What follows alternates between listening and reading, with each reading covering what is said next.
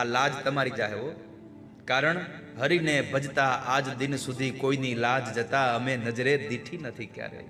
જેણે જેણે ભગવાનને ભજ્યા છે એની કોઈ દી લાજ નથી ગઈ.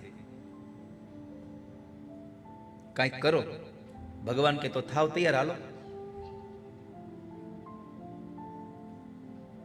અને લક્ષ્મીજી સાથે તૈયાર થયા, સ્વર્ગની અપ્સરાઓ તૈયાર થયા. ભગવાને આખી જાન પોતાના લોકમાંથી ઉતારી.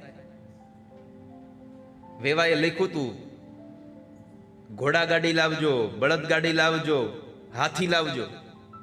ભગવાને કીધું આમાં તો ઊંટ ગાડી ભૂલી ગયા છે, આપણે ઈ હોટ લઈ લો ભેગી. ભગવાને ઊંટ ગાડી હોતારી લીધી અને 1000 માણસનું કીધું. ભગવાન 1500 માણસ જાન લઈને ગયા. સૌથી ભગવાન આગળ હાલતા હતા.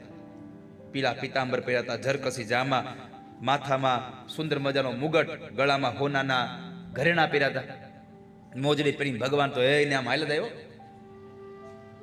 અમુક અમુક તો આમ જો આમ નાખ્યો, આમ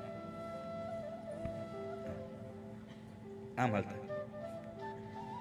ભગવાન આગળ હાલા જાય, પાછળ પાછળ આખી જાન હાલી જાય. એમાં બરાબર ખબર પડી કે ઓહો, જાન તો બહુ મોટી આવી છે, વેવાઈ આવી ગયા છે. તો એ સમયમાં ગામના પાદરમાં વેવાઈને ચાદર ઓઢાડવા જવાનો સમય એ રિવાજ હતો.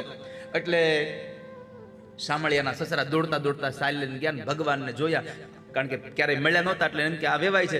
જ્યાં સાલ ઓઢાડવા ગયા, ભગવાને કીધું ઉભા રહો, ઉભા રહો, હું તમારો વેવાય નથી હો, હું તો જાનમાં આવ્યો, તમારા વેવાય તો વાછડાઈ લાવે છે. તો શામળિયાના સસરાને થયું કે મારા વેવાયના સંબંધી આવા છે, મારા વેવાય કેવા હશે?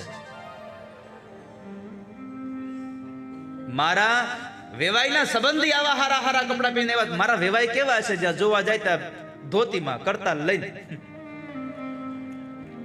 શ્રી રાધે ગોવિંદ ભજ મન શ્રી રાધે રાધે.